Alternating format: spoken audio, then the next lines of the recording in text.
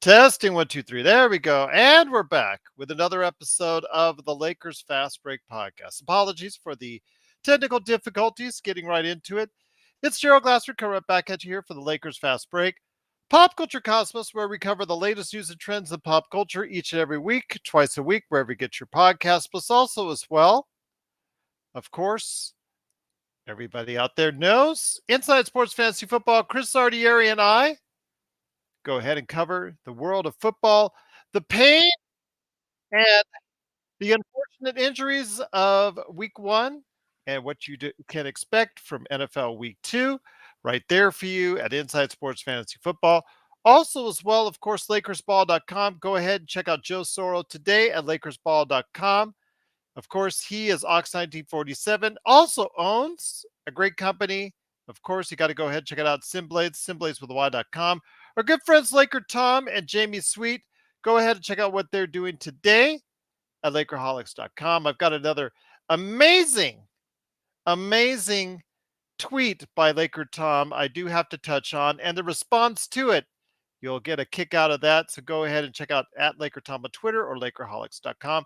Our good friends, Empire Jeff TV. Go ahead and subscribe today to Empire Jeff TV. He's got always some great conversations going on there. And John McCalian as well. 70 pounds down, 60 pounds to go by October 31st, Halloween. He's looking to go ahead and set that date, but he's also got some great life conversations as well. So go ahead and check out the John McCalian channel and subscribe. And speaking of subscribe, go ahead and subscribe today. Hit that little Joe. Hit the little Joe. Yes, the little Joe with the beady eyes. I don't know where the big Joe is. Maybe he's on his way. He knows. He knew what time it is. He was texting me all evening about other stuff. So I'm hoping he'll join us. But in the meantime, go ahead and make sure you click on the little Joe to get the latest notifications on when we go live on the air with the latest Lakers Fast Break. I will tell you all, it's great to have you here. The best Lakers chat room that's out there, the Lakers Fast Break, is starting to heat up as we speak. And today's subject is none other than Adam Silver and what he got the NBA Board of Governors and also the team owners and governors to go ahead and prove unanimously today was the new policy in place. I guess, I don't know, best way to say it is probably the end of load management as we know it. It's the end of the way that they've been doing business now on NBA teams as far as how they've been taking care of the players now for quite some time. But it is the player participation policy that is now in place. And here today to discuss what this plan will go and be like going forward, who it will affect, and how will the Lakers handle the new PPP. Good man indeed. You got to go ahead and check him out today. He is the madman for Toronto. He did get out of Toronto traffic to go ahead and talk about us, of course, talking about the PPP policy. It is the Magic Man, Sean Grice. And Sean, great to have you here.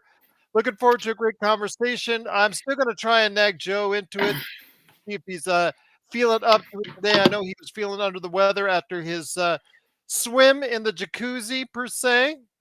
But your thoughts as the league, has decided to go ahead and enact this policy. I think it's great for the fans, as we discussed the other night, but it's also great for us here as well, the Lakers Fast Break, because we will get less, how should I say, less, I guess, confusion on who's going to start when, who's going to play when, and where. It's going to be more definitive for us and going to be more definitive for the fans and a better product going forward.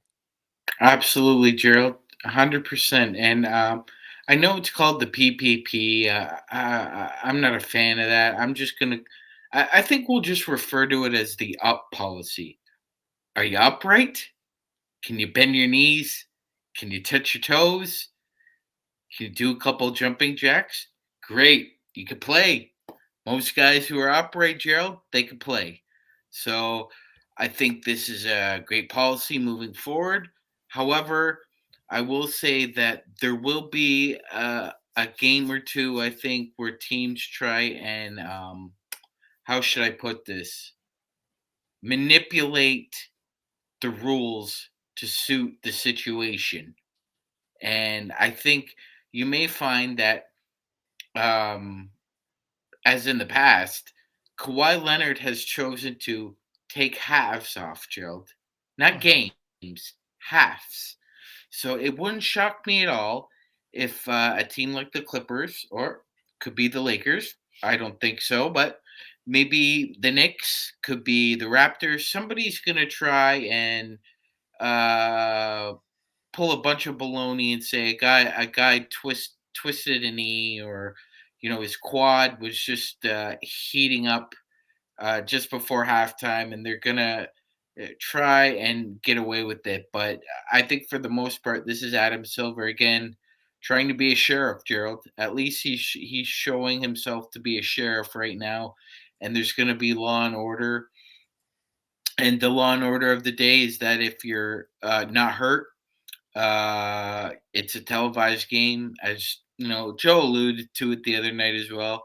Uh, I still think that this is a club with 30 owners and members, and they're going to do what's in the best interest of themselves first, rather than TV contracts. Although it's a mutualistic relationship, right, Gerald? Well, What's since good? Joe's not here because he is actually out tonight, he did text me just now. He is under a little under the weather, so Joe said he's going to sit this one out. Intel Wild's asking for a Magic Man rant on this. So go ahead, rant away, my friend. Yeah, I think it's about time this happened. Silver's decided to assert himself and try and put his foot down. Uh, Conveniently, just before they go ahead and negotiate a new Negotiate the TV new deal. TV deal. Huh? Yeah, What do you know? yeah. I think Gerald, at that meeting, whenever it was, when the TV executives and Adam Silver, I could see them all up in a boardroom. Gerald, they got all kinds of fancy snacks, nice champagne, good conversation. All of a sudden, hey, Adam, you know what? There's going to be a couple changes that we're going to run by you, and they're really kind of important. One is our product relies on your stars being available when we put the games on national television. So you're going to have to just go ahead and assert yourself and make sure that we get to scratch your back because you're scratching ours right now. And I also think, Gerald, a lot of those layoffs that happened, unfortunately, were also, I believe, part of that conversation as well.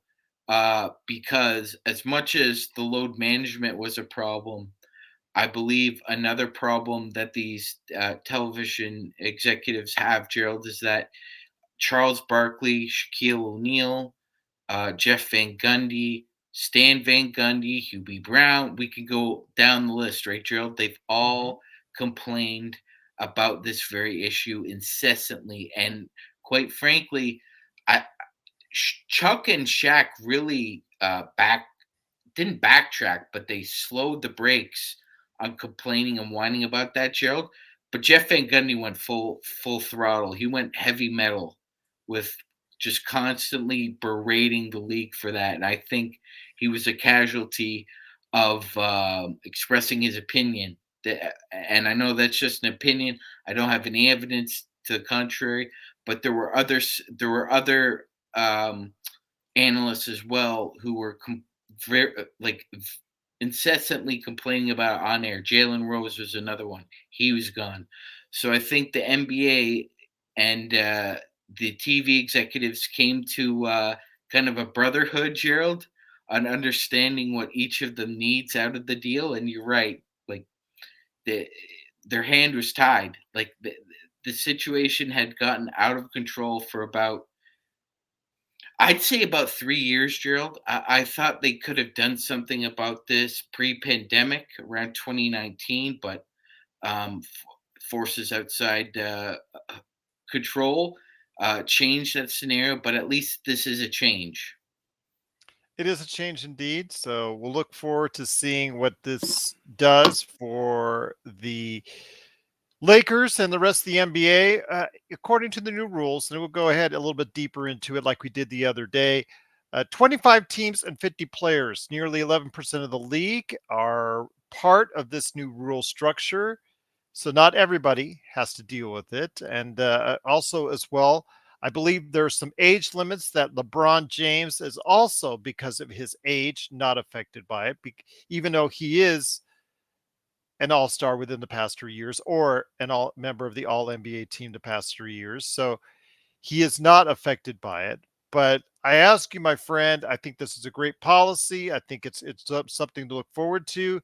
The one player, though, as we get into this, is Anthony Davis that it does affect, because he has been an all-star. That 1 year he was an all-star, because he's been, injured here and there, so he hasn't been able to go ahead and be an all-star really recently. But he did get that one 3 years ago that he was a part of. So I ask you, my friend, now that you see what's out there, now that you see how that's going to be laid out, does it change your mind on the number of games, obviously, really legitimately health willing, whether or not how many games Anthony Davis will play now? Is it closer to 65? Is it closer to 70?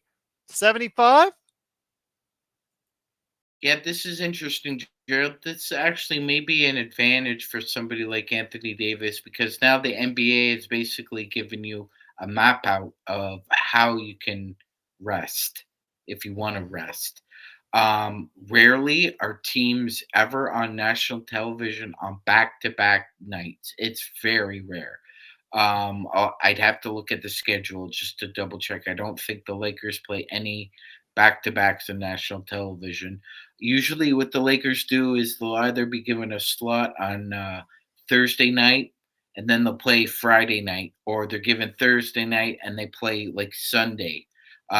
Normally, Sundays are localized television for Lakers basketball, Gerald, until we get into like the dog days in January and February, and then that's when ABC usually starts regularly scheduling the Lakers on a Saturday or a Sunday. So I think they're going to have to be very cautious about what they do here. Obviously, they have it right in front of them. They know which games he's going to take off and which games he's not.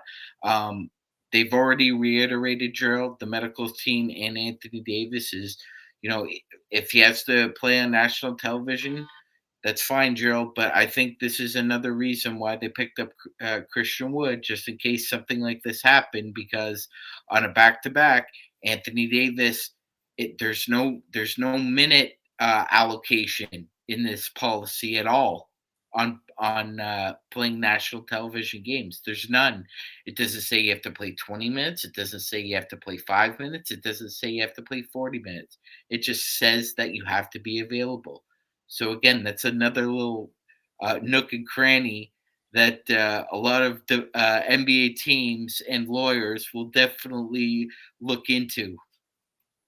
Once again, it is the Lakers Fast Break. We truly appreciate you being part of what we're doing here today. We're talking the new, brand spanking new player participation policy, PPP. The last time we actually used PPP in the coronavirus era, that didn't actually work out as well. Oh, it did for some others that are riding around in the Lamborghini that they didn't have to really pay for. So, but for some others like us that saw the Lakers try to utilize it and then backtrack off it, that wasn't a pleasant deal. But this is a new PPP, a player participation policy. Intel Wild says, and thank you so much for the super chat. It is truly appreciated.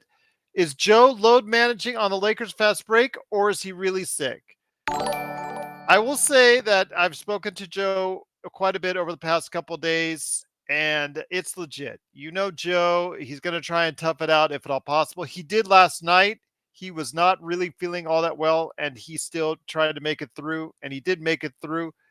So props to him for that. But yeah, unfortunately, it looks like 2 days in a row, and he just looks like he's not up to it yet. But hopefully, he'll be back for tomorrow's show and going forward as well. Looking forward to seeing him more out there. But Intel Wild, we truly appreciate the super chat out there.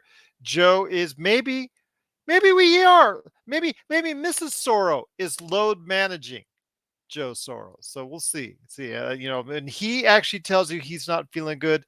That's a problem indeed. But yeah, because if he isn't here, he's going to hear it from you out there at the Lakers Fast Break. So I think that goes without saying, my friend. But when it comes to Anthony Davis, that is the key player involved in all this because, again, LeBron James, even though he has met the requirements as far as all NBA and all star teams, he is 38. So I guess 35 is the cut line on that. So when it comes to the stars that are mentioned, again, it is about 25 teams involved, 50 players. So not every team has to deal with this.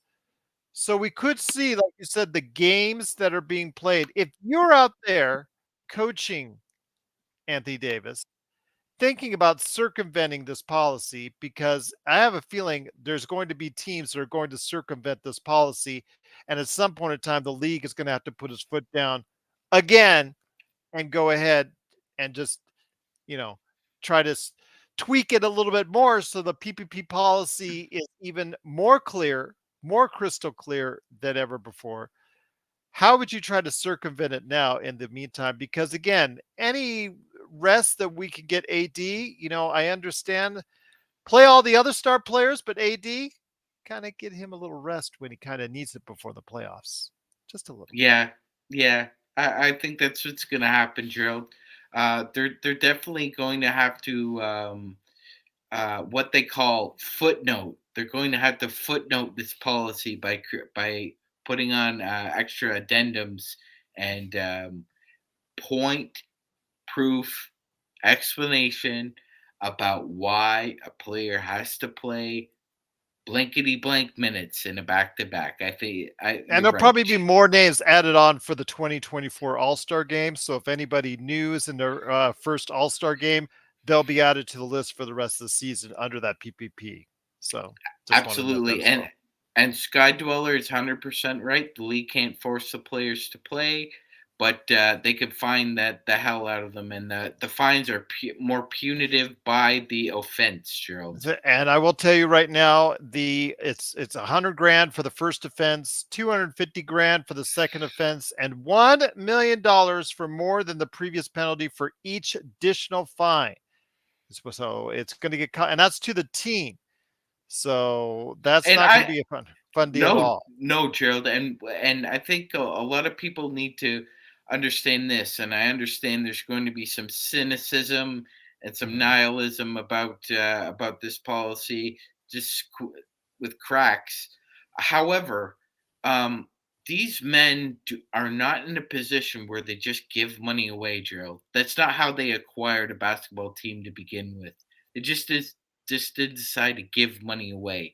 So I think this is imperative that the league, the Players Association, understand that we know how difficult it can be to have athletes in the prime of their careers, and you have to balance energy, minutes, and whatever ailments, injuries, or however hurt they are. That being said, it's a business relationship. It's nearly 50-50. When we win, you guys win. So it has to be mutual here, Gerald. And we're talking about this now. We're going to be talking about it later. You're right, because there's going to be another implementation of like a point on a policy or two, or another point where it's specifically said that this policy requires you to play this player blank blank. There can't be da da da da da. There's going to be all these different policies and sub policies, and I'm going to be interested when they do change it, what our good friend Nick Molina has to say, because he was pretty confident that it was an airtight policy that the legal counsel of the NBA had put forward. Yeah, once they put specifics like the past three All Stars or in this current All Star game, plus also as well three All NBA teams. Once they were specific on that, denoting as a star, then I guess that really cuts down to, because that's what I questioned at first. That's what was somebody contacted me when they heard about it, and they said, "What constitutes a star?" And I said, "Yeah, that's true. What constitutes a star?" Well, they have already thought that up. I haven't heard any brushback from the players. I've not heard any tweets. read any tweets. I've not seen any IG posts. I've not seen anything of that nature. I think that it was also mentioned by Adam Silver in his press conference to please understand that this is supposed to be a joint venture where all the parties are understanding of this, including the players union, which he mentioned by name. Do you think everybody is on board with this? Because I'm not so sure that everybody's on board with this behind the scenes. I mean, some people like their cake and eat it too. 100%, Gerald, and I'm with you. I mean, you've been in a union in the past, so have I.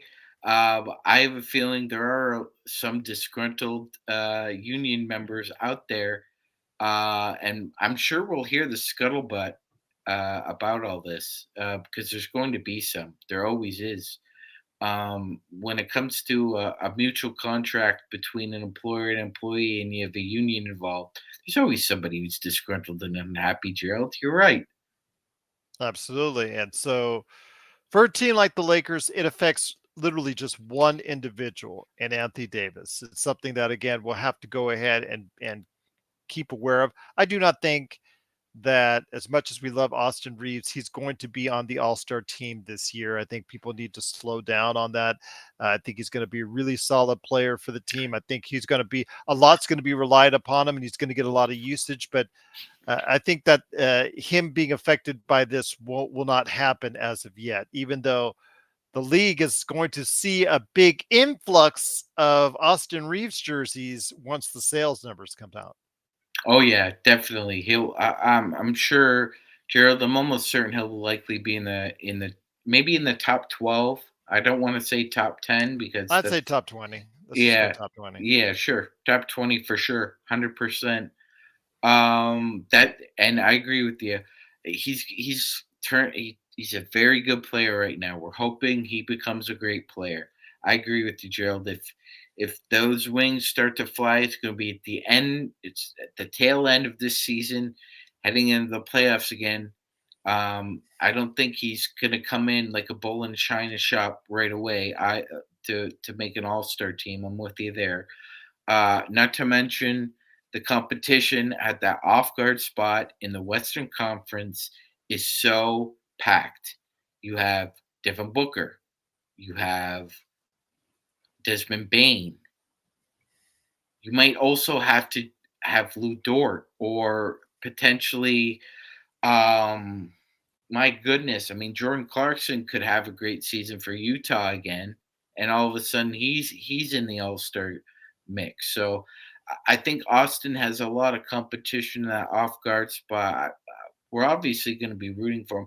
I just want him to play well for the Lakers and not worry about all the ancillary stuff about All Star appearances or, uh, like you said, Gerald. He was a friggin' beetle in the Philippines with the amount of attention he received, and not just the attention, Gerald. It was the volume. It was a lot. Like I hadn't seen that many Austin Reeves and Derek White jerseys uh, ever. That seeing them in the Philippines, those two guys had to be a couple of the most popular basketball players in that part of the world. So I'm just hoping that Reeves uh, just focuses on what's important, and that's this.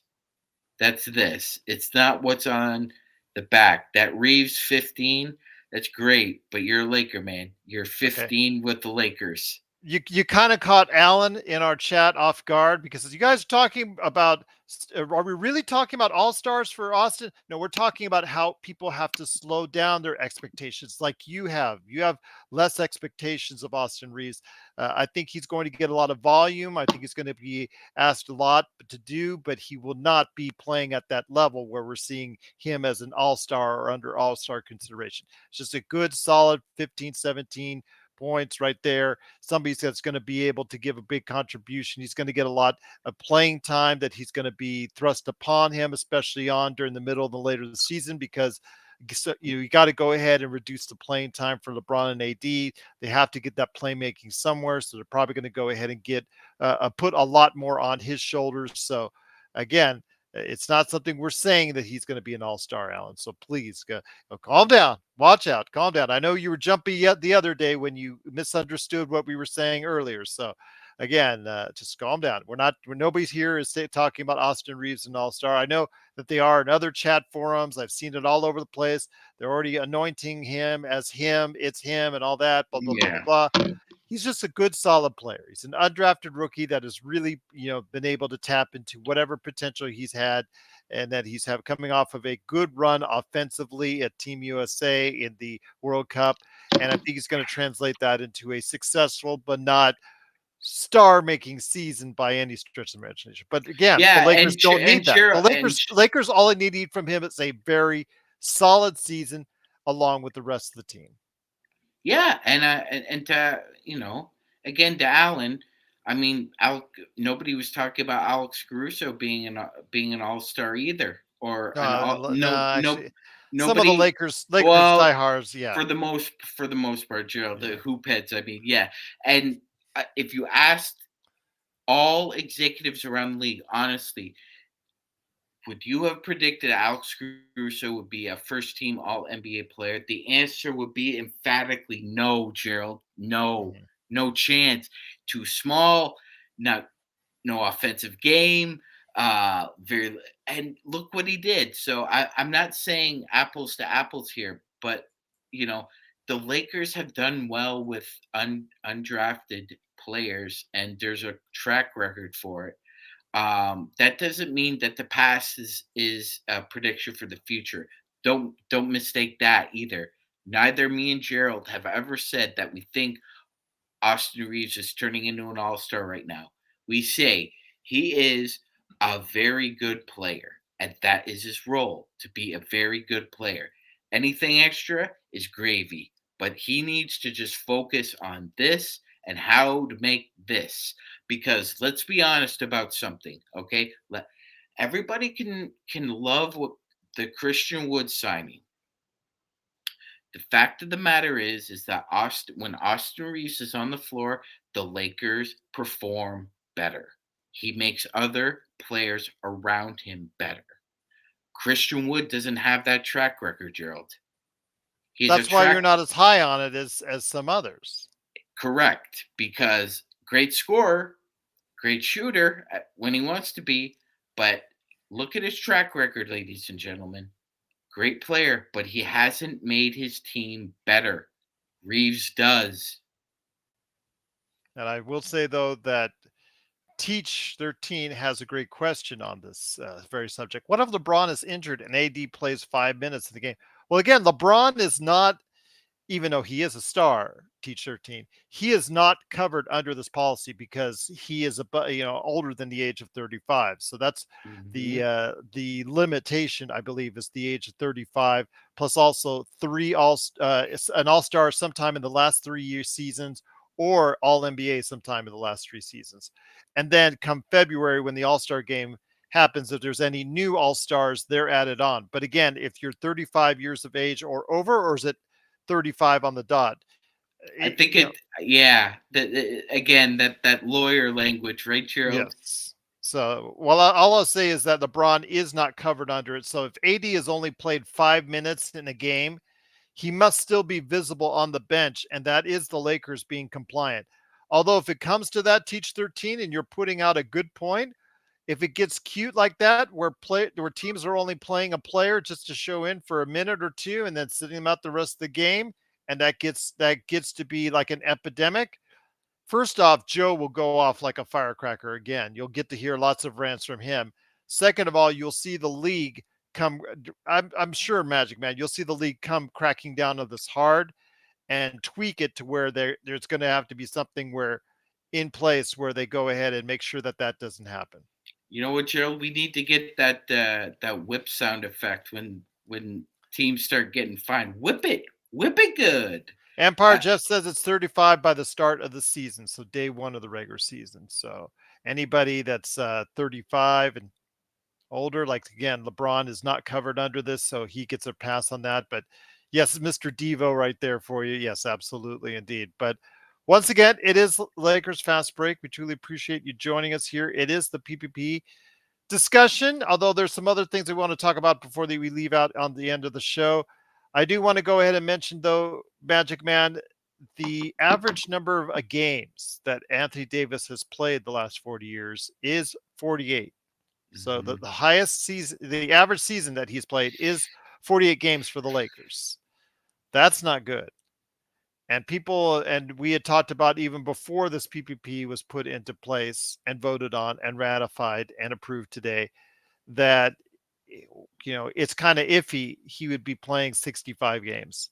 Now it looks like if you follow the letter to the T, it looks like he might be playing 65, 70 games as a possibility. Is that within reach for Anthony Davis? All right. All right. Just saying, is it Long within reach? no, no, no, no. I'm getting ready. I'm getting my thoughts together here. Long answer no with an if. Short answer yes with a but. So which one do you want first, Gerald? Short, whatever. You got plenty of time. We don't. all right, We're not all on right, the. We're not all on the right. time So limit. it's the And long Joe's not no. here to take up It's a lot of space. So there you it's a go. long no with an if first. Okay. So no, I don't think so. Uh, Okay. 48 games played, averaged over a 4-year span, Gerald. I'm no math whiz, but I'm doing it in my head. That's less than 60%. Like you're almost on the nose of 60%. So that's not nearly enough. If Anthony Davis is only playing 60% of the games this year, it's hard to know where we're going to finish, honestly, in all honesty. If if his minutes are gradually reduced, Gerald, like as we go on, like if he's averaging like 34, 36 minutes between November and January, and then in the dog days we see it go down to like he's only playing 30 or 28 because Christian Wood is able to play 30 minutes instead of 25 and still be effective. That's when I think you can maybe see a scenario where he does play that much. So, yes, short answer, yes, with a but. Yes, he can. But we know at some point in a season, he gets injured. It's a mathematical probability, Gerald. It's it's a mathematical probability at this point. Well, Uh, yeah. According to the past 4 seasons, that is absolutely correct. yeah. So that's where the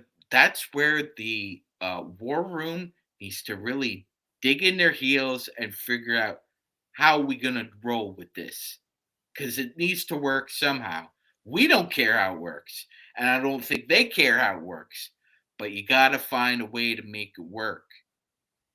We'll see what happens, but I imagine this rule, this policy, will be tweaked even further as the NBA teams halfway or later in the season will try to do everything in their power to circumvent this policy without getting fined or any hand slapping going on, that's for sure. But also here today, good man indeed. You got to go ahead and check out his great YouTube channel. Please subscribe.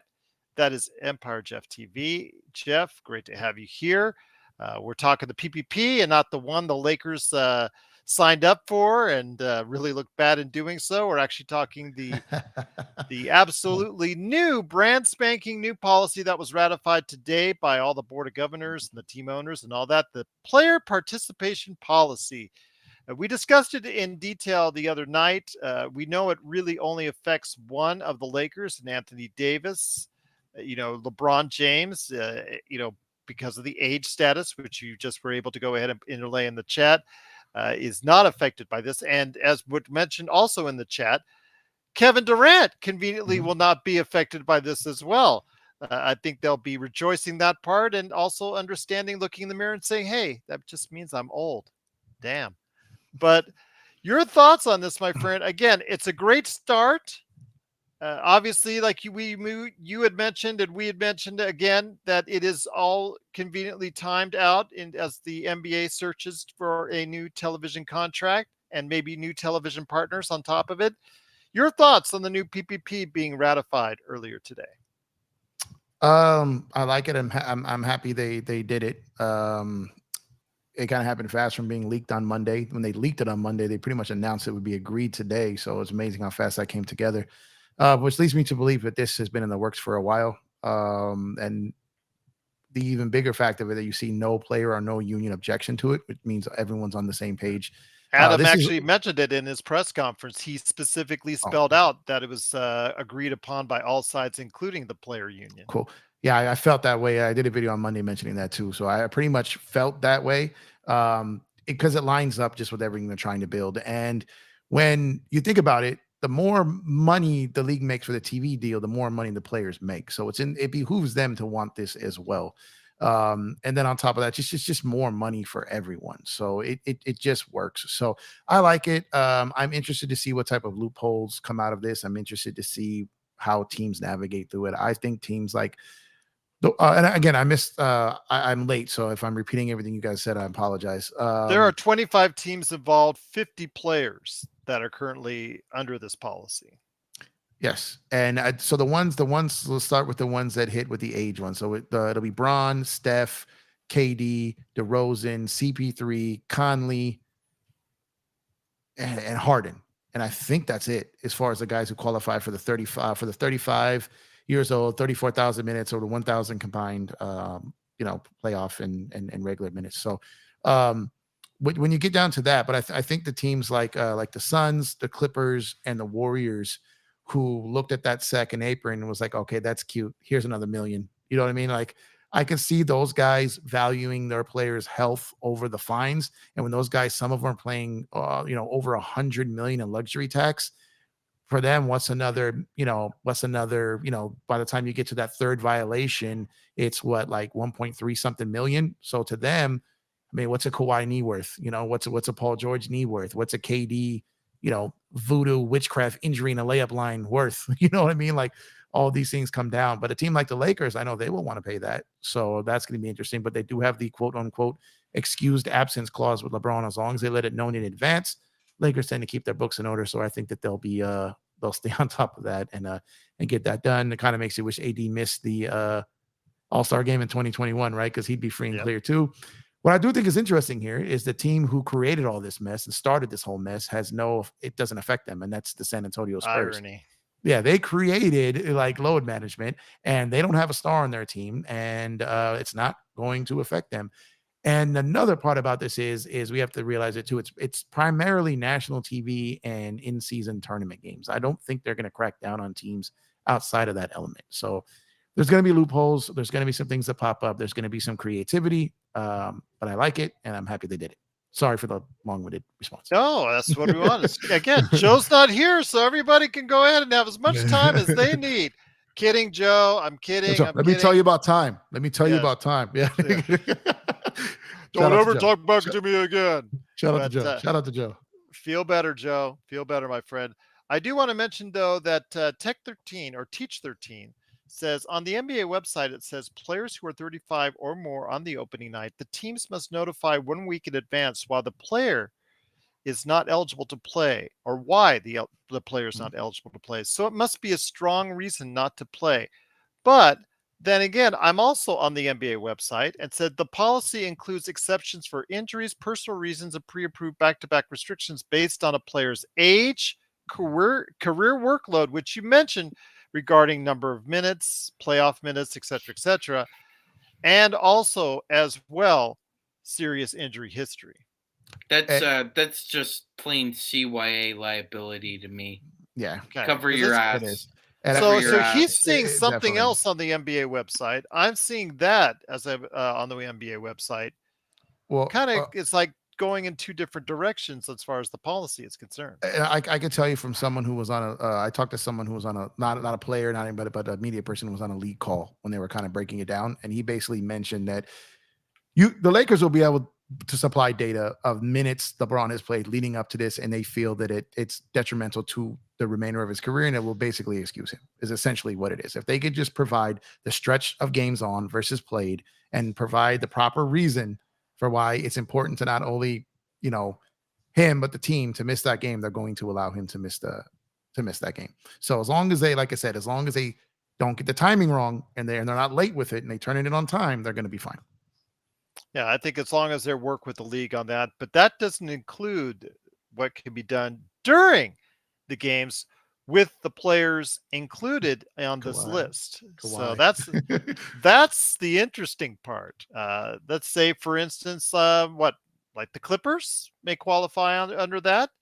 They have two players who are often injured or often have mysterious injuries. At least one of them, we don't know whether or not half the time it actually is an injury. It's not. Now, they have been known to get really cute already with the league's load management policies or as far as their style, the way they've done things before, Jeff. I'm interested to see how these teams will be doing it. I think the Clippers will be doing it as far as that's concerned, bringing in maybe Kawhi in the second quarter or bringing in someone like a Paul George for 5 minute stretch. Right now, under this policy, you don't have to bring in a player for that long, get him out of there, and be out the entire game. I have a feeling that the NBA will tweak this policy even further down the road. I agree, and that's one of the things I brought up on Monday, and I had one of my really good panel members pointed out to me. He was like, I get where you're coming from, but these guys don't like to mess with their averages like that. So if you've got a guy going into play for 5 minutes and their scoring drops 5 points per game if it's early off in the season or something like that, and that's a good point to bring up too. Some of these guys, like LeBron, has like what is his streak for multiple games of 10 points or more, right? These guys got things like these type of that they don't want to meddle with. And the Clippers are interesting too, because let's say they get Harden. Now they got three guys. Now he's 35, so he falls in the Braun one, but they got three. And did Russ make an all-star team in Washington? I'll have to look that one up. I know. So it might have been Houston. It might have been Houston his last one. I don't think I think he made it in Houston, not Washington. Because in Washington, remember, he did extremely well second half of late. The season. Yes. Not so the I thought first half. He might have made it as an injury replacement, an all NBA. I don't know. I thought he made something while in. I could be wrong. Like I'm I gonna don't look up his bio now. His last All-Star appearance was in 2020, so I believe he was in Houston. Okay, thank you for that. So, well, wait. Yeah, Houston. Okay. So yeah, he's out of it then. But if they get Harden, he'd be in there. So, so that would be, they'd have the age thing for him, but that would be a third player. And also, what happens? This is mainly pinned against teams who have 2-star players. So when you get a player that has 1-star player, the rule is a little bit different. So there's a lot of different. That's why I was asking the guy who was on the call, and he was just like, it's kind of all over the place. Basically, it's like we agree, everyone's happy. Most importantly, keep the TV guys happy, and let's just sort out the rest. And is essentially like what it is. Yeah, and that's the problem. It's not, even though it looks definitively clear on the surface, it's not so definitively clear, especially when you go ahead and you find the cracks. And believe me, you and I both know this, during the course of the season, those NBA teams will find the cracks and will find ways around this and try to circumvent this system as much as possible. So that leads me to the question, Jeff, that I taught to Magic Man. When it comes to the average number of games Anthony Davis has played as a Laker, it is 48. That's not a great number for an 82-game season. We were talking about before this was even implemented that we were hoping to get 60 to 65 games from both LeBron and AD. If we do, that's going to be a successful season, I believe, for us. Your thoughts, does this change any which way you see as far as how many games Anthony Davis will end up playing? No, it doesn't, because when they came out with the 65-game rule, I pretty much figured that he was coming for it. Braun too. I think they want to. Obviously, luck and fate controls more than they do at that point. But I think Braun would like another All NBA team accolade, and I think AD wants to get his name back up there with the perennial award winners. I think he wants like an all defensive player of the year, all defensive team, all NBA, like even MVP considerations. So I think he wants his name attached to as many things as possible and get his name back out there as a top player in this league. So if you just look, I've never seen AD take his offseason this serious. I've just never seen it. So it appears to me that he's taking it extremely serious. Hopefully that means his body's in better shape. Hopefully that means to more games. This Laker team is interesting though, because if they're good enough, if these guys are going to be out there for that many games and they have the depth if they get these, maybe they take it back to like the 80s where they just do the in-game load management, get up by 20 on someone, and then you're in the bench in the fourth quarter. So if they, Nev it. Sorry, yeah, no, I got I'm you. dating myself when I say that. But yeah, I mean, that could be the way that teams start to go about it now. Teams who don't turn on the gas, pick and choose till later the game to get lower teams seriously. Maybe they come out and just try to run them out the gym, blow them out the gate, and then the second half you can chill a little bit. So But then it's again, strategy. Joe's a big thesis statement. His thing is, and actually he's been right more times than wrong on this. And begrudgingly, I have to agree with him on this.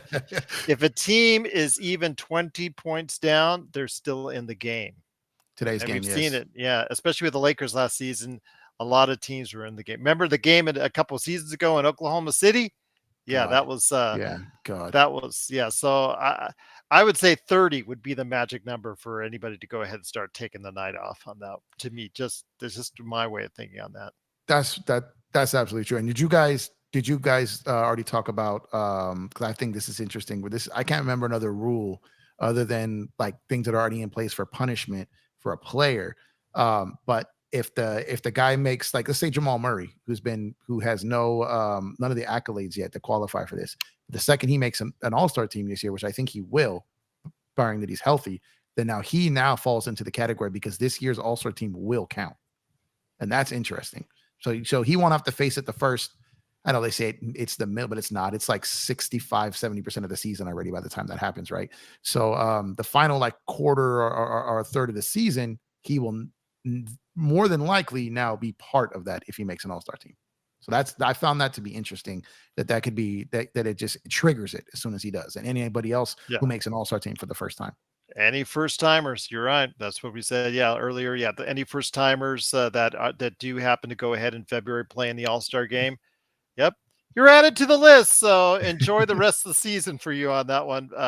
I know there's some great discussion going on in the Best Lakers chat room that's out there. It's the Lakers Fast Break. Truly appreciate Empire Jeff and Magic Man stopping by, sharing the thoughts on the PPP.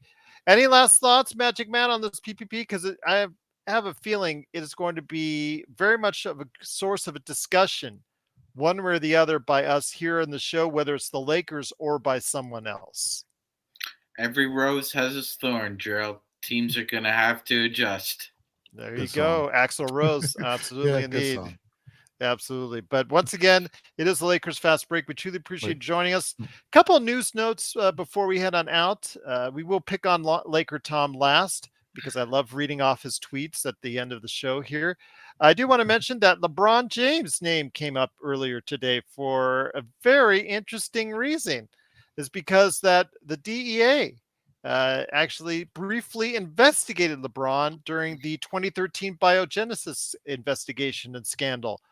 His name, because he had some associates that were getting products that they shouldn't be getting as far as enhancement drugs and things of that nature. He was part of that investigation for a brief amount of time and vindicated and exonerated on that. I also noted a few others, included Paul White, who you may know as the Giant from WCW, and also as well from now AEW and also WWE. Your thoughts on this, Jeff, on as far as LeBron James? This story, of course, in our tabloid world that we live in, it's got to be put out there. You know, some people are still going to try and feed off of it and trying to make something out of it that it's not. Your thoughts on this story, why it came out now, 10 years later after the investigation took place? Timing is the timing is curious, but at the same time, really not, because about 4 months ago, there was a narrative going around, or there was a rumor that was kind of stupid. Who was the guy's name who went on that podcast and said that he knew who LeBron's drug guy was, to insinuate that LeBron was taking PED. So he put that narrative out there. Yeah, we got rid of him pretty quick, Jeff. But yeah, that's a write-off, was the avatar's name. Gotcha. Yeah. Okay.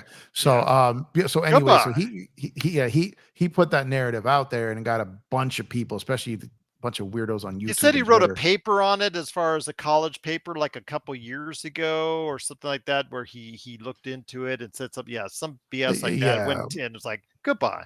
So I'm assuming at that point that Bron's lawyers clearly knew about this investigation, right? So I'm pretty sure that when that all came out, rather than go at that guy and sue him or go after those people and sue him, I'm pretty sure that Braun's people started applying pressure rather quickly because he knew he was in the clear, and to try to get that out there, because when it didn't, no one serious took that serious. But I kept thinking back, like, how is this going to be handled over time? Like, because how is it? Because the LeBron topic is so toxic. Like, everyone just drags him into the conversation just for the clicks. He's so box office that and then it's weird because even Austin Reeves just playing with Braun, they want to bet, like, they're doing all the stuff that they're doing just to link to that. So he had to do something at some point to shut that down. It was 4 months later, but that's what I consider it to be. That's what it was. People linked to him got caught up in something, but hell, we all got people that are linked to us that did something stupid, right? Doesn't mean we did it. So good for Braun for that to get out there, because no that joke jokes, please. No joke jokes, please. Gotcha. But I'm happy for him and his family that did come out, because the fact that that never got announced, because there was, and I remember that 10 years ago. Like, I remember there were rumors flying around the internet when he left Miami. They're saying that Miami let him go because he lost too much weight and they feared he was on PEDs, and that was ridiculous.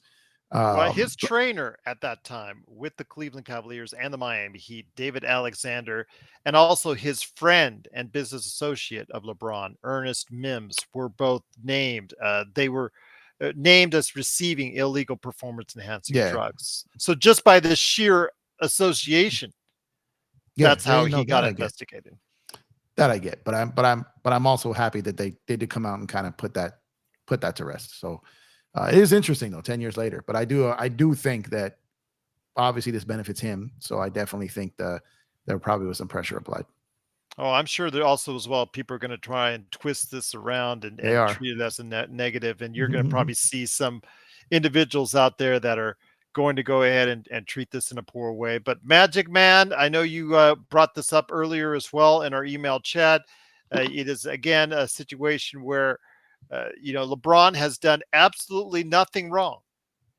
But just because by his sheer associations with individuals, such as all of us, if we're if we have close friends or family members that are indicted, accused, or arrested for something as far as that's concerned, they're going to look into us as well as, there's something, whether or not we're guilty or not, that's beside the point. But LeBron was exonerated, quickly just brushed to the side and said, you know what, nothing's going on here. And DA moved on. But of course, it gets mentioned 10 years later. And of course, the press is having a field day with it. Oh, dog days of summer. Yeah. Go ahead, John.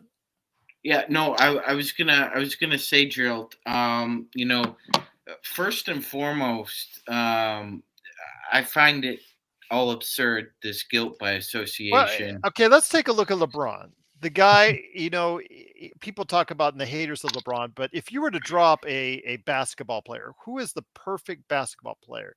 The specimen would be LeBron. 6'9", his physical shape, the athletic gifts that he's been given. He still can't shoot. I wish he could shoot better. Then he would be the perfect player. But then, besides that, physically, yes, Gerald, he's the perfect mesomorph. He has the leaping. He has the leaping and length of an ectomorph.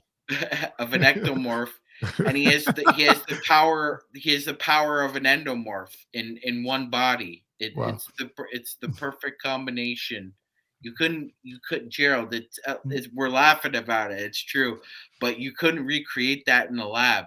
You couldn't. J.E., the perfect player is not Jordan. No. Okay. No, there is no perfect player.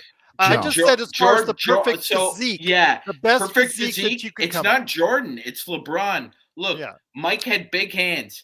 Big hands. Jordan is the best player of all time, in my opinion. Yes. But as far as if I were to go in the lab and create the best physique, NBA physique. Yeah, God is not making another LeBron. Yeah. We're not getting another 6'9", 280. We're not. What at his height, he's like 280, I think. Yes. Yeah, it's the same. It's the same like thing around with 29, 30. Yeah. Gerald, he's a train. It's the same thing with Bo Jackson at the running back position. Find another guy who's 6'4", who can run like a deer, and basically run you over if he wanted to. He could do either one if he decided he wanted to do it. Wilt Uh, was great, Serge, but Will, yeah, 7-1. for a center, Gerald. That's I'd that. still like to see him Well, do it. Shaq. I Yeah, still would have loved to Shaq. see him run with Shaq, But him, regardless, and LeBron. Who wins that regardless, race Gerald, this between those goes all guys? back. This goes a little deeper than LeBron. This goes back to Tony Bosch and biogenesis. And Tony Bosch spent less than a year in jail, Gerald, and Jamie he could. says tons of guys in the NFL look like LeBron. Yes, but he's in the NBA. Hey, That's the point. it's a different sport. What are we talking about here, And he probably dude? could Like, play in the NFL. He probably yeah, could. like seriously, get out with that BS. It's a different We're sport. not saying he's the best player of all time. We're just saying Oh if we my, were to go ahead into a see, lab and I told you the topic create, is toxic. I told you the That's- topic is no, toxic. it is, Yeah. Jeff. You guys And asked for this. You like, guys yeah, asked for this. physique. I know. Seriously, you're getting a guy is getting worked up over all this. All we're saying is that in a particular specificity, LeBron is superior in physical stature as an NBA archetype, the player you'd want to build your franchise around. As far as a physical look, it's LeBron. And people have often associated that with steroids and performance enhancing drugs, as far as assuming that he's been taking them. Gerald, that's been said time and time again about Bo Jackson, and it's never been proven true. It's never been proven. So I think the same thing goes with LeBron. I know it's hard for people to try and understand this, but while nature is cruel, nature is also brilliant. And sometimes genetics produce something that's generational that you may never see again. And a lot of these haters that hate LeBron now, Gerald, they're like Kobe haters. And I heard the Kobe haters after he retired, Gerald. I worked with one. They all said the same thing. I need Kobe back in the NBA. And they're going to say the same thing about LeBron, Gerald. They're going to say the same goddamn thing. I need LeBron back because the hate is so strong. And the hate doesn't come from a place of necessarily maliciousness or just kind of envy. It comes from, I can't believe a player like this exists that is so competitive and is so superior in his sport that it makes it difficult for me to understand that he's doing it naturally. But he is, suckers. He is. He went from ectomorph to suckers. Okay, there you go, indeed. Oh, but man. once again, it's the Lakers fast break. Truly appreciate Serge, I'm not going to argue too much on Wilt. Wilt, obviously, especially young Wilt, yes, 24, 25, Wilt. Absolutely. If you see some of the highlights, absolutely just a physical specimen indeed. And even later on, the sheer strength was still there, minus the Conan movies and all that. But go ahead. and Joe, you got to be careful with arguing with search and destroy. He will search and destroy you. So yeah, he does. You We are glad to have him here. It's pretty much written that he's warning you with just yes. showing up. So the I like Kurt's response, though. If you check out Kurt's response, which I cannot say publicly here no, audio, it was great. yes. It was great. I saw it. It's okay for you, but we won't go ahead into it for our audience on audio. But I will say this, Gerald. As bad as his performance might have been, the stories about his physical strength on the set of that film, where he's doing, he's lifting up Arnold doing bicep curls. Like, think about that, ladies and gentlemen. Yes, you're lifting up probably one of the strongest men that has ever walked the planet, and you're just bicep curling this guy like it's a beer can. Unbelievable strength. Unbelievable. Any last thoughts on this, Jeff? Because again, and Sean, I want to hear your last thoughts on this again. But yeah, this is something we might hear touched on again. We'll probably see it on a you name it channel. I won't say which channels, but you can pretty much guess which channels. All the LeBron hater channels. Let's just go ahead and say that. I call them the Bron hater support groups. Yeah. So, I mean, What we'll they are. continue to hear this. They're Yeah, here for me. They're here for each other. They're here for each yeah, other. yeah. I don't know what And they're gonna do when Braun retires. Their channel's done. But I anyway, so just like you. I'm just curious at the timing. Why bring it out now, 10 years later? Was there like some just kind of it got lifted? Some there's just some backlog of some paperwork that got through to the right media outlet. Or was somebody specifically looking at this? What happened that caused this to be released now, like years later? We're still trying to find out the JFK assassination, all the info there. Stuff is still leaking out about it. We still probably don't have the whole answer there, but yet we see all this coming out with LeBron just being named or mentioned in this investigation, Jeff. yeah, and 27 years ago tonight, we lost the late great Tupac Shakur. Everyone in the world Yeah. knows who killed him, but case hasn't been solved. So that's how stuff happens. But They've only recently started to really be more aggressive here in Las Vegas in mhm, regards to that. I think they looked in somebody's house here within this calendar year. They yeah, searched someone's house yeah, who they think is Keefe D. Yeah. So yeah. it was hot mess 27 years later. So it was eventually like they were going to make it an ideal. This guy kept running his mouth. He almost forced their hand to do something. They were perfectly fine staying on the sidelines, right? But now because he kept rubbing it in. But anyways, different topic, different show.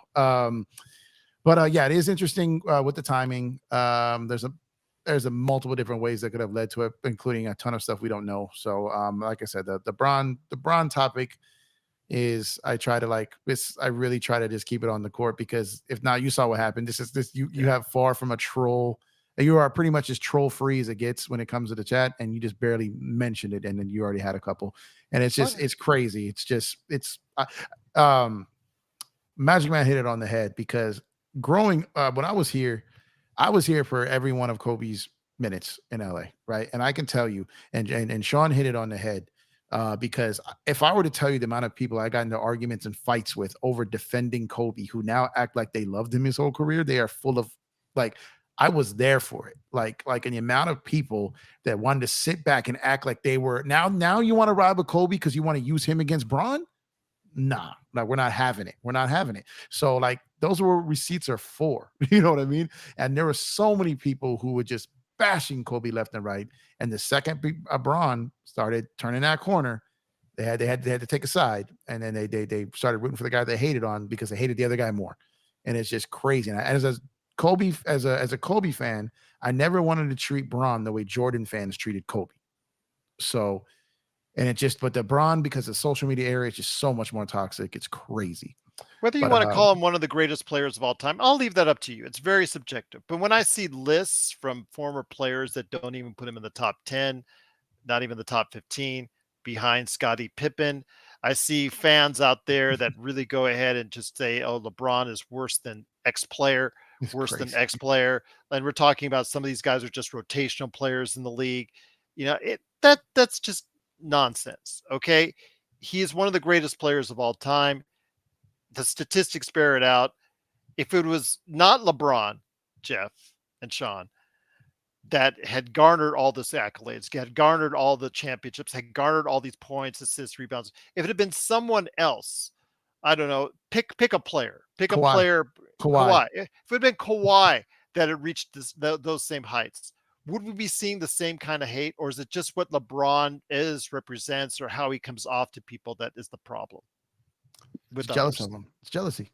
Point blank period. It's jealousy. People hate that they are not LeBron, and they want him to be more like them, have more flaws, have more failures, have more embarrassments, have more everything. So at the end of the day, it comes down to jealousy and envy. But hey, it is what it is. I'd rather appreciate greatness than hate on greatness, even if he's beating me, even if he beat my team. You look back and it's like, wow, at least we had that. At least we had that competition. At least we got to face them. At least we got to see them. Like at the end of the day, I don't go around hating or spending hours and hours and hours and building my entire watch hours count on YouTube as a grown man, hating and bashing another grown man. It's crazy to me. And these dudes need to remember they're not in high school anymore. They need to grow up. Wish the rest of the internet trolls out there could take note of that. But Sean, do you concur?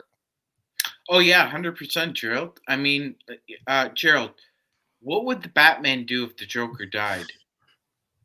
Well, Would hopefully you he would need? take a Would yeah? vacation, It's like the chicken or and the maybe egg. actually find a stable girlfriend. It's the chicken and the egg theory. When the Joker's away, Maybe one that's not a cat burglar. the Batman doesn't need to exist. Yeah. So that's what's going to happen with a lot of these hate accounts that Jeff was talking about. They're going to rot and die. Be It's objective, good. man. Yeah, be It's objective. Like, analyze the game. if you you wanted to go down this road because you thought that looking back, I get what I could get with as many views and as many ads by hating on him to death, like Jeff was saying, the hate machine. Well, eventually he's going to retire, and you're going to hate that he's retired because you're going to hate the fact that your business model blew up on you because his greatness made you what you think you're worth. Not you. It was him. Yep. It was him. Yep. You made money off him. Yep. And the craziest part about it is that no one who knows the game of basketball on any type of intelligent level take any of them serious. So you're doing it for a group of other little pockets of haters, right? And you're doing it for a bunch of people who are eventually going to disappear because, like I said, when he's gone, they're going to disappear too. So it's just crazy. I don't get. I've never got behind stuff like that. Look, even the Celtics, and I know Laker fans, a lot of them get upset with me when I say this. Even the Celtics, I do not hate the Boston Celtics. I hate losing to them. I love beating them. I don't hate them for the simple fact that I don't know what this league is without them. I don't know what this league is without the Lakers Celtics rivalries in the 80s, right? I respect their tradition. I'm watching my words here. They're shifty little leprechauns over there, and they do a lot of crazy stuff, and then they've been caught up. I don't know what it is. That whole city just loves cheating. But outside of that, like, you got to give them their due, though. You do. And at the end of the day, I hate losing to them. They can mess up my whole week. It can mess up my whole month. But I don't hate them. I hate losing to them, and I love beating them. Outside of that, like, what would the NBA be without the Boston Celtics and the Los Angeles Lakers? Like, they just come with the territory. So at the end of the day, I don't have a problem with anyone else that hates them, but I hate if there was a level of hate or despise, it's out of respect. Point blank, period. And Joe disagrees with you on that because he clearly dislikes the Celtics. I get it. But like I said, it's just, my thing is, I'm real mellow in that stuff. Like, there's really no hate in me. So it's hard for me to, like, I mean, I hate losing to them. No doubt about it. Fair enough, indeed. I will say, though, before we head on out, Joe, so funny, Joe. I will say I did, though, Sean, remember the other day when we were on playback.tv/Lakers Fast Break, and as Joe continues to go ahead and spur up the chat, remember the other day when we were on playback and we mentioned the top passers of all time? I thought back on it, and I neglected to put Larry Bird on the list. And despite my dislike for that individual as far as on the court and as a player and the Celtics as a team, I agree more with Joe than anything else. I would have to put him in that list and have to bump something up because he was such an outstanding passer. But yeah, just the appreciation, even though if you don't like them, understand, if you have common sense, you see them on the floor achieving all this greatness. Well, if they're achieving these great numbers and they're achieving that level of greatness, I guess they must be great in their own mind, in their own sense, in their own way. Whether or not you want to say that they're your favorite player or not, that's up to you. It's all subjective, your top players and whatnot. But when I see him, Sean and Jeff, put low, like Dr. J, putting him below Scottie Pippen and putting him below a lot of contemporary players that are out there that we saw, that's Who did that? Who did that? Dr. J. Oh, okay. So yeah, that's been the source the past couple of weeks is when he made that list. And then he went compounded on that by saying he wouldn't even be below Pippen. So, he would be below Pippen. Right. But Dr. Dre also was in a different timeline. He comes from the ABA. His heart's with the ABA, Gerald. That if you talk to guys like Dr. J, the Iceman, Swin Nader, like a lot of those guys will say their heart is still with the ABA because that was I love a rivalry. that you put out the Swin Nader. Yeah, of course. How long has it been since that name's been heard? Yeah. Hey, once former Laker, Gerald Swin Nader. Yep. But yeah, like I think a lot of these guys, their hearts are with the ABA, and it clouds their judgment, Gerald. It just does. Um, I think again, I Jeff Jeff nailed it. I think a lot of it just comes from. I think it's envy, Gerald. I think just a lot. There's a river of envy with a lot of the former NBA alumni. We've heard it from Dr. J. We've heard it Yeah, from he didn't even put Kobe on the list no, either. he So didn't. He didn't. We've heard it from Oscar Robertson. A lot of these alumnus sound bitter about what's going on with the game and certain individuals. If and you've said it before, Gerald. Jamie Sweet has said it before. If you want to use Colorado against Kobe, that's one thing, but you know to not include him in a top 10 as far as basketball, the game as a player, it's incomprehensible, man. It's eh, incomprehensible. It it's doesn't the it's Naive. it the pro doesn't make wrestling. any sense. What's the pro wrestling analogy? We all know what the heinous crime that Chris Benoit did, and we I don't want to go into that, but you cannot It doesn't deny. change the fact that he was one of the best technical wrestlers ever. Exactly. And I again, he committed a very heinous crime, and then it's very unfortunate to see the way that things end up. And hopefully we can go ahead and learn from what he went through, possibly relating to his brain and the concussions that he had, and maybe something that might have caused him to commit such heinous deeds. But as an individual wrestler and worker, like you said, he was one of the best technical wrestlers at that time, and also at any time, as far as what he can do in that ring. Same thing with LeBron.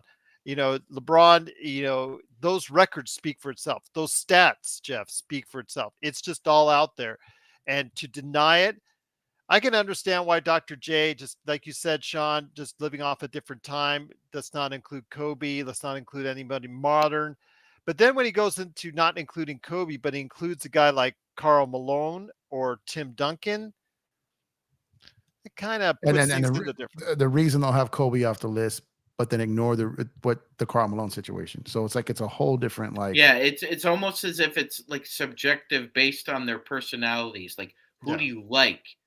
Who did you have better interactions with Mhm. professionally and Mhm. personally? Who'd you make money with? For Yes, that. So because it is, you got some of these yeah, guys. that's a good one too. LeBron is a That's quite billionaire, proper, and Jeff. that's the number one reason is what it is. LeBron is a billionaire. Jalen Brown is making 300 something million dollars.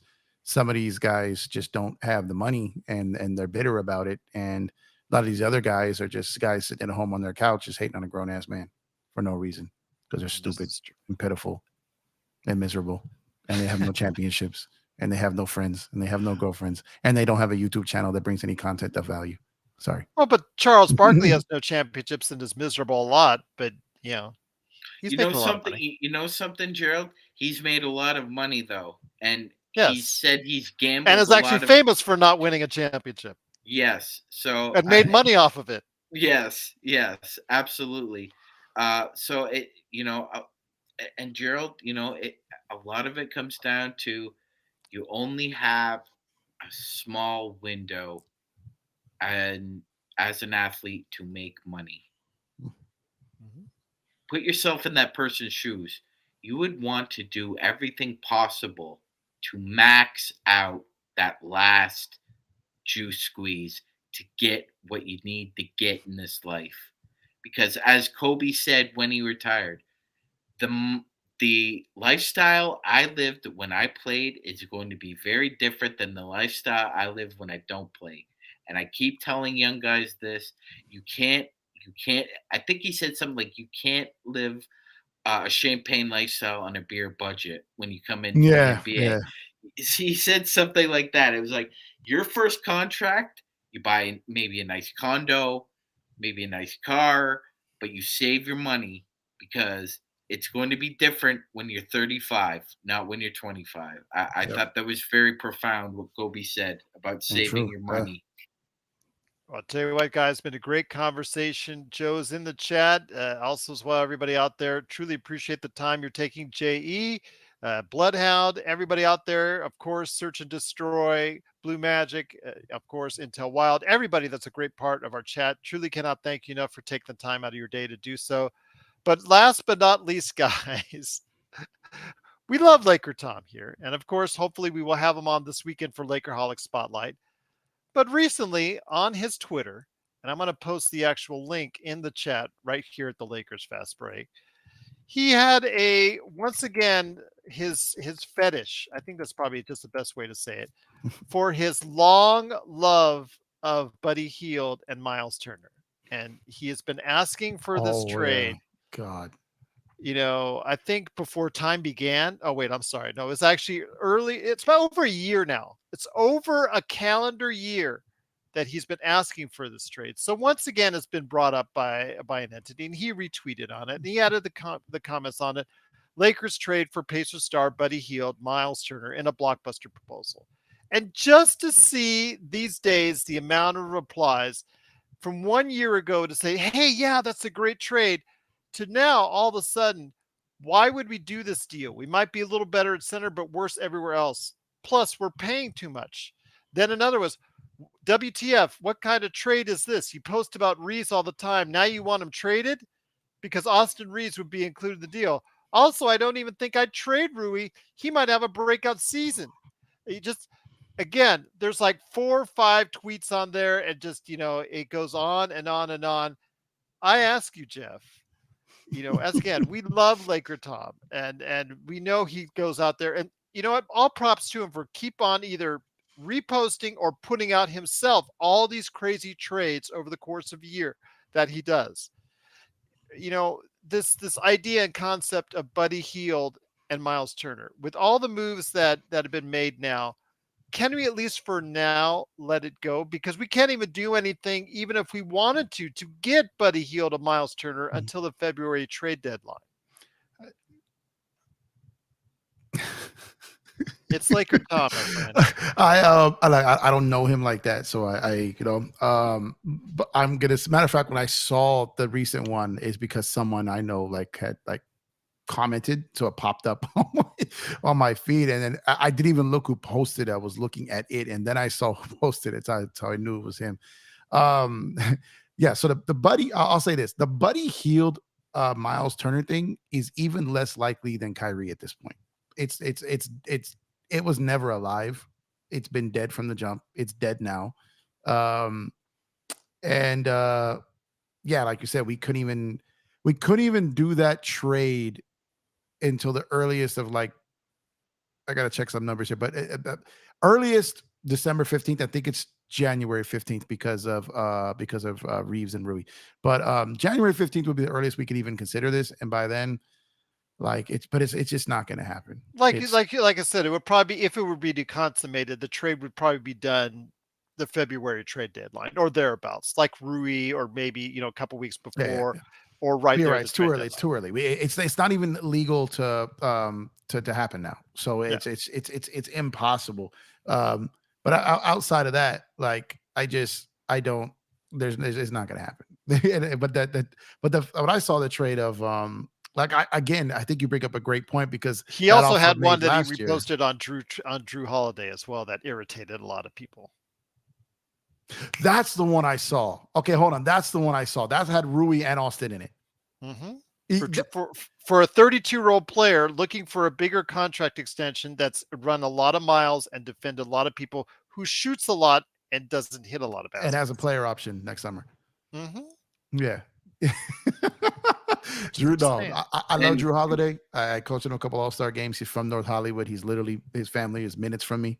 Defensively, there hasn't been brothers, much better in the past 5 years. Family, his mom, his dad, all great people. I will tell them to their face, I would not do that deal. Yeah. I don't think they do that deal. They're Laker fans. I don't think they trade for their own son. But you see, that's the point, though, I'm trying to make here, is that the Lakers had such good deals. Rui, you could question, and I get that. Maybe it's a little high, but we'll see how that pans out. But the Austin Reeves numbers, Jeff and Sean, are right there. Because the one thing that I will give Rob Pelinka a lot of props on is, Sean, is after AD and LeBron, he has got everyone else on the roster on a tradable contract. And it's not many teams in this league that have an abundance of worthy players on tradable contracts, Sean. Not a lot, Gerald. I mean, 5 years ago, based on the buying, holding, or selling, what would you have done with Rob Palinka's war chest there, Gerald? I bet you would have sold it. Yep. Yeah. 5 years later, if you held, you could sell high right now because, like you said, Gerald, he's got movable contracts up and down the roster. If there needs to be a move that's made, he's got the assets for it. I would have liked an extra first round pick or two in the war chest, but you can't be greedy, especially when you're contending. Because right now we Or still you only have can. one extra that we can trade, That's it. correct? That's it. Just one extra one. I'd like to have another one, Or but the one on the we're back end, we can't. yeah, We didn't have a we new can one that generated not because yet, it's a new not yet. season. because of Co- because of Stepien rule, the 29 and 30 being back-to-back years. Yeah, Okay, And that's then why I wanted exactly. to make sure. So well, Yeah, it's one right now. we it's might one. we could, so there something could theoretically happen this year where that team Yeah, that that just right. The 24-25 pick that the Pelicans can either swap or keep is that's up in the air, Drill. They have to make that decision this year. Which pick are you taking? So after the draft, technically we'd have that extra pick. We'd have that extra sweetener. So they um they could theoretically also offer the Pelicans something during the season to get them to it, do that in advance. Yeah, right, so there's something that renegotiate could, it. yeah, Yeah, that to sub a just right. deal, Valanciunas or something, some type of move or something that happens between those two or another player. And part of this is you push 24 back to 25, and we have it available in trade. We'll So take Valanciunas. there's layers Yeah, to it. Yeah, no, yeah, just there, an example, just an and example. this is, and yeah, no, Jeff, that's a great example, and that's another example of, again, I know we were hard on Rob last year, Gerald, but has so much outreach. He has good relationships with a lot of the executives in the NBA. There's not really a lot of scuttlebutt about Rob and his ethics, Yeah, but the thing is, though, as opposed to somebody like, oh, I don't know, Daryl Morey. but we're not going to apologize, nor should we apologize for how hard we were on Rob and the making fun of him. Nope, And Joe nope, had the Rob nope. Palinka We were mask going. on We for were, yeah. Halloween, and No, Gerald. he deserved it. He His was. career, his history deserved it.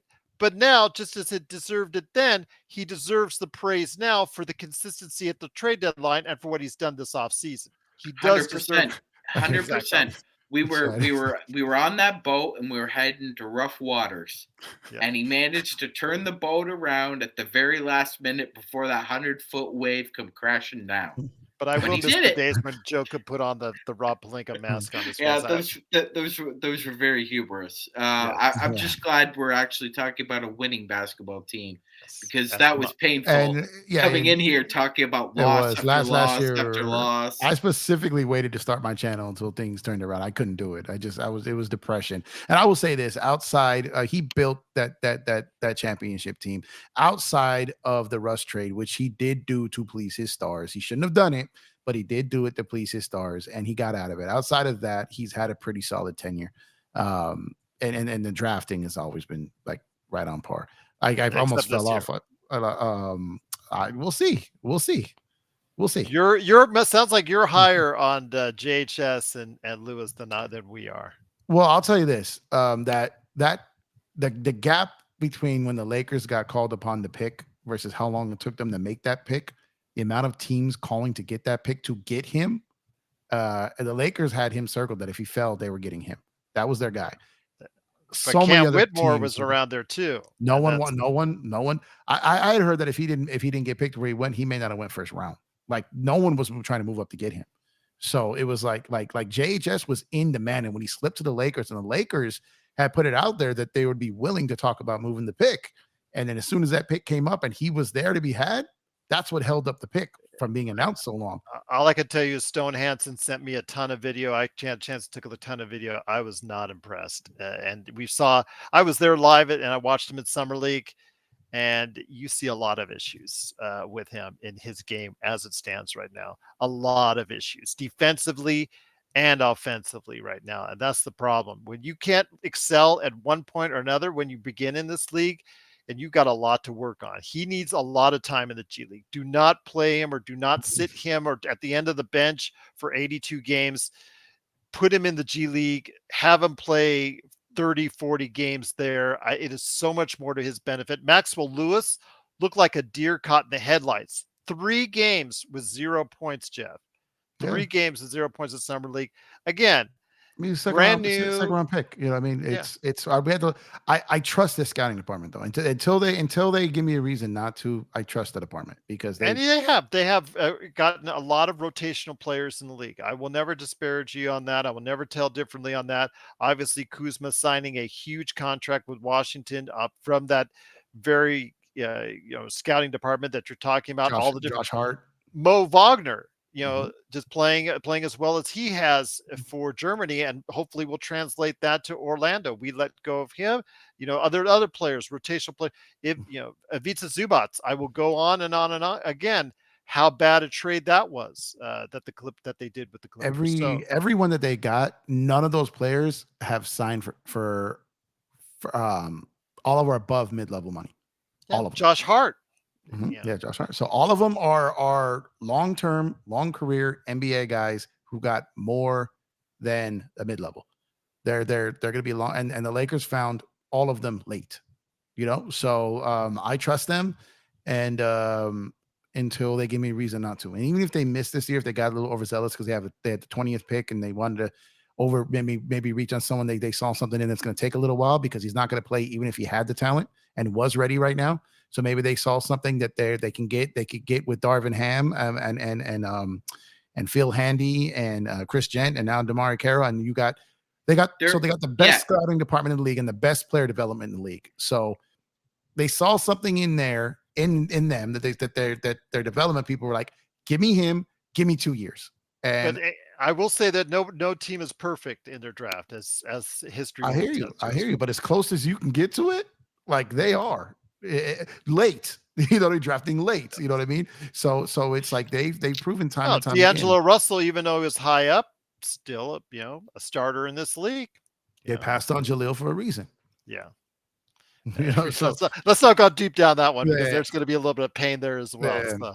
But anyways, so but I trust them until they give me a reason not to. And even like you said, even if they catch a brick this year, I mean their batting average is still crazy on these picks. So they do an excellent job. Sean, any last thoughts before we head on out? Again, LakerTom is he does this to himself, poor guy. He just does this to himself. That holiday trade, no. Yeah. It's awful. It's awful. Tom's family to me, but this is awful. We don't get better, we get worse. I love Drew Holiday too.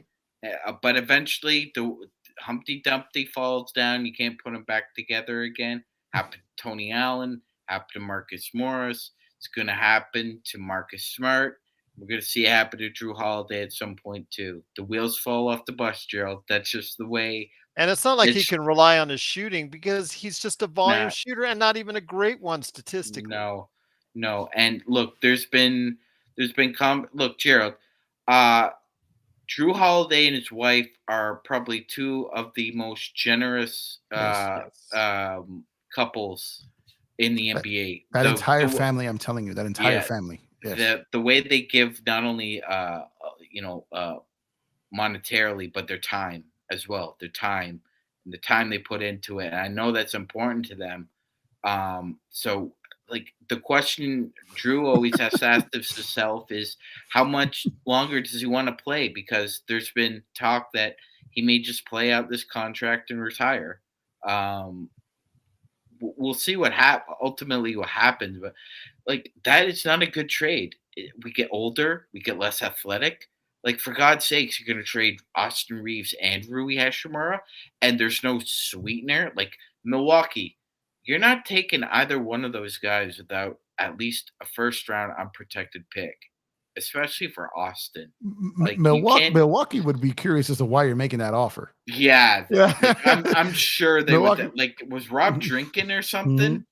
Like, you know how LakerTom might have been drinking. Yeah, I think he was smoking something when he came up yeah, with that one, Gerald. with Jerry West threw his body poorly in front of the Klay Thompson trade. He refused to let it happen. Jay Moore threw his body in front of that trade. I'm telling you right now, it's not going to happen. Not gonna happen. Not gonna happen. No. See, Tom? we already got the Jay Moore joke started already, and his control of the Lakers franchise right With the now. Ramby. With the Yes, Rambo. absolutely. Yes, don't forget the Rambi. Wonder if they were at the wedding. I'm sure they were. So there's more Ramby. More Ramby. Yes. I'll tell you what, though, great show tonight. And again, big shout out to everyone in the chat, the best Lakers chat room that's out there, the Lakers Fast Break. Please go ahead and check out, of course, Empire Jeff TV. Jeff, what are you working on for the rest of this week, my friend? I'm trying to do multiple lives this week. I finally hit a rhythm, finally got something going. To be honest with you, I never know what the topic is until just about I'm about to go live. So outside of that, you can catch me live probably the rest of the week. I'm still trying to line up scheduling. I know I've been mentioning this a couple of weeks, but it's definitely coming. The CP3 trade breakdown, that's coming. Just got to line that up with Dan, the Laker fan. Shout out to him. And outside of that, I've got some other I probably got at least 3 or 4 more videos this week coming. So make sure to check it out, Empire Jeff TV. And soon, once I get kind of caught up on all the things I wanted to work on and get going, I would love to have all you guys over on my channel. Joe pulled up. It was kind of like an organic, just showed up. Hey, I'm here. Let's Joe talk. And it turned drive-by. into a great episode. We had a great time. He had to meet. He got a chance to kind of share the screen and get on with some of the guys that I talk basketball with a lot. He fitted right in, of course, and it was great. So I liked, but I definitely would like to schedule something with you guys, make a plan, and get that going. So, but definitely check out the channel. I do want to say, because I do watch your channel, so I do watch your streams. And you guys, the other night, when you were talking about saying that, about Austin Reed's defense, about these guys, these channels that go ahead, we were the first or one of the first to actually go off on his defense. Well, I will tell you this. No. But I'm not, when I say, finish your point, though. Finish your point. I'm sorry. As far as on the ball defense, foot speed, it is a problem. It is concern. And if you have, we're just, when I talk about the defense of Austin Reeves, we're not talking about as far as off the ball, as far as team defense. You saw him going around screens, cutting off corners, not a problem.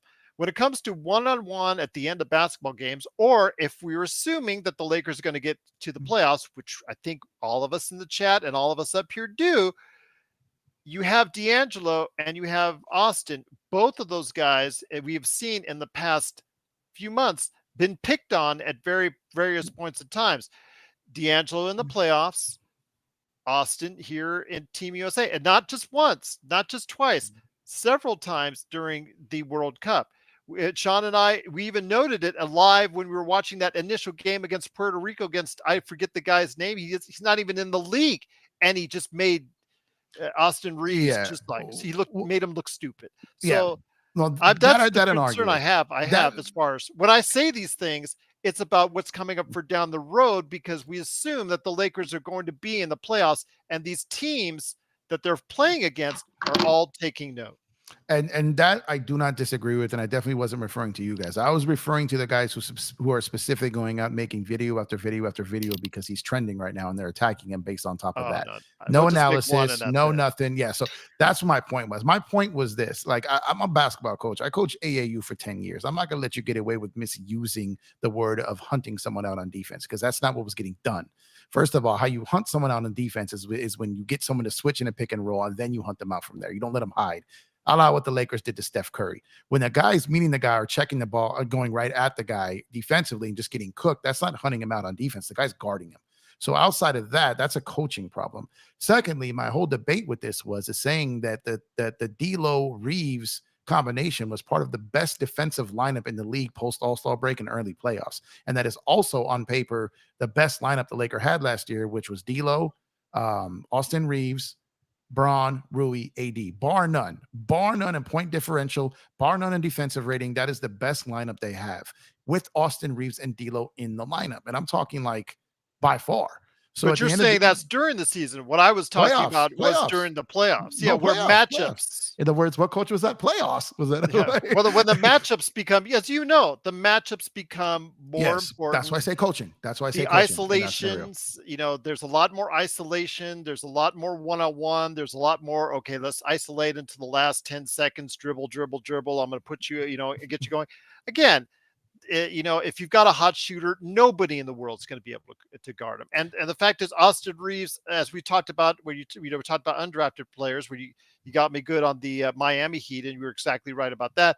There are very few undrafted players who can even get to this point where they're NBA starters outside of Miami. There's just not a whole lot of them. And the fact is that we have one that has done so well, it's like found money. I get that. But when I talk about this, I explain about this, it is about the future, not during the course of the 82 game season, because you and I know that there's a different game in the playoffs, Yep. different matchups, and that kind of stuff gets exploited more often than not. No, That's and the only concern I have. and again, I don't disagree with that, but I personally believe that D'Lo's offense, not defense, hurt us in that series, and it wasn't really Reeves. It was their transition defense and their offensive rebound, and Braun wetting the bed in the fourth quarters, and AD every other game on offense. Austin Reeves was not the reason they lost that playoff series. So No, my no, thing, nor no, else, I but know I'm you're like, not saying that, but I'm saying people are other. I'm being clear that my yeah, defense was against people like that. yeah, Who okay. are using these false narratives to drive their channel because it's trending right now, and there's really no real basketball analysis going on it. And And he wasn't the only one that was picked on. Brunson, Halliburton. oh, Halliburton. Yeah. So my point was this. I don't know if you caught that episode when I did a list of 28 players who had a defensive rating within the range of Austin Reeves, Yes. and that no one's mentioning about. No one. And I'm talking De'Aaron Fox. I'm talking Halliburton. I'm talking Brunson. I'm talking Spencer Dinwiddie. I'm talking there are 28, and these aren't bench playing guys or like no-name guys. These are like Malik Monk, like he's a bench player. But I'm talking about guys that like no one's mentioning this deficiency in their game whatsoever. And there were 28 names that are all very good basketball players who are within either 1 point higher or 1 point lower defensive rating than Austin Reeves. And that was my point. My point was like there's a ton of guys in the league that have that deficiency. But the problem is like with Steph, how they go through schemes to hide him and do these different things to do that. That's where Darvin Ham and these guys got to figure out. If you've got a deficiency with D'Lo or Reeves and someone does indeed hunt them out, then the team has to counter that, because Austin's value on the basketball court and all of his ratings and the Lakers numbers when he's on the court completely outweighs his defensive deficiencies, especially when you have Vando and AD on the court. Yeah. And that was essentially my point, because they were making it seem like people forgot, like we had the best defense in the league after the trade deadline, and he was starting every one of those games along with D'Lo. And it's just, again, if you scheme it the right way, if you That's my got point. Sean, if you scheme it the right way, if Darvin Ham schemes, he obviously going in as a rookie coach, pairing up against a league veteran coach, and obviously one of the greatest passers of all time, and Jokic, and obviously when you have Murray that's playing so well, and all the things that were working against the Lakers, it was going to be a tough matchup for them any which way. But D'Angelo got a little bit exposed on the defensive end. Again, his shot could have been better and it fell off at the wrong time. I would definitely give Jeff that. But when I said that, and you said that about the concerns we have being mapped out, they could be easily erased or easily, I guess, say bandaged during the playoffs if you have an AD and other players that are able to step up and play on that end of the court. Completely. You got an all-world defensive. I'm just telling him that the team has to prepare, because the other team will try to go ahead and prepare for them. And Sean, you know a lot more about FIBA than I do. It's a totally different game, and what happened to them in that won't happen in the NBA. So it can't. So you got guys, like you said, you got guys that are cooking people who aren't even in the league, or guys who are just regular rotation, hardly any minutes guys in the league. They cannot do that in the NBA. And Austin was still giving those guys 20. He was easily the third best player on that team, so he was still doing it. And at the end of the day, like, those guys in FIBA are not going to do that to him. And most NBA players really won't, because of defensive scheming. So if you're going to be picking on Austin, and like I said, there's a lot of coaches, another guest on my panel mentioned this, a lot of times when you hunt out that one person, it throws off your offense. It throws off everything. Yeah, you can't spend too much time doing it. Yeah, you can't spend too much time doing it. So if you do that in a couple of possessions, that's fine. We have disadvantages for you on the other end as well. Darvin has to, you're picking on my guy, I'm going at your guy. And until we get back to the game of basketball, this is how you want to play, we'll get in the mud with you. But if you want to play ball the way we both woke up this morning and did our strategy, then let's get back to playing But ball, right? late in those games, Late, or when it yes, becomes yeah, things are isolation different. ball, that's the only thing I have concern about is during those periods of time when it becomes an isolation a fest, as it often breaks down to in the fourth quarter or in and the and, playoffs, Sean. and Gerald, the speed of the game comparatively between the NBA and FIBA is night and day. It is night and day. Uh, Officiating rules, everything. Officiating rules are different. No 3 seconds Huge. allowed teams to pick on Austin Reeves. It allowed switching, and it allowed big men who can't defend on the perimeter to either remain like static or be looked upon as greater than what you are. The fact of the matter is that Austin Reeves was also picked on because he was their only two defenders who were really playing their guts out. It was him and With effort. Bridges. Mhm. That was it. Bridges And is good. yeah, he is. He's Oh, a real love him. deal. Love him. Yeah. He's a real deal. But they decided they were going to pick on Brunson and Reeves. And let's face it, Gerald, if Jalen Brunson isn't in that ISO game in FIBA and being a blowtorch, he's not really helpful out there offensively. Well, that's the Great, same thing that the New York Knicks have to worry about because he's going to play major minutes, and And and in the that's he's why they going to lost. playoffs, be picked That's why on they he lost. will Yeah. probably be picked on. significantly. Yes, Just So they like lost. Trey Young is picked on in and Atlanta, it's a just name bigger your star yeah, player that has it's a bigger deficiencies on that problem end. for him, Gerald, because Austin Reeves is 6'5", 210. The floor doesn't get as small in the NBA as it does in FIBA. Mhm. And even if we're talking in the half court, Gerald, we're talking about microprocessing, right? Decisions made quickly. It's not as if you can decide, okay, so the floor, we're going to shrink the floor, and then we're also going to isolate one player like that. Like Jeff was saying, that eats into your offense. It's like an amoeba Mhm. or like a worm that eventually it's just going to eat you away. Well, let's take Uh, last night's guest, Phoenix, for instance. Let's say they meet the Lakers in the Western Conference Finals. You know there's going to be a targeted plan of attack. And when it comes to Austin Reeves on defense, he will probably have to play Beal or Booker. And whether or not they target him or D'Angelo, if D'Angelo's on the team by that time, that's going to be something the Lakers have to go ahead and counter. But then you also have to worry about KD. But the Lakers have got to have a plan of attack as far as how they're going to defend.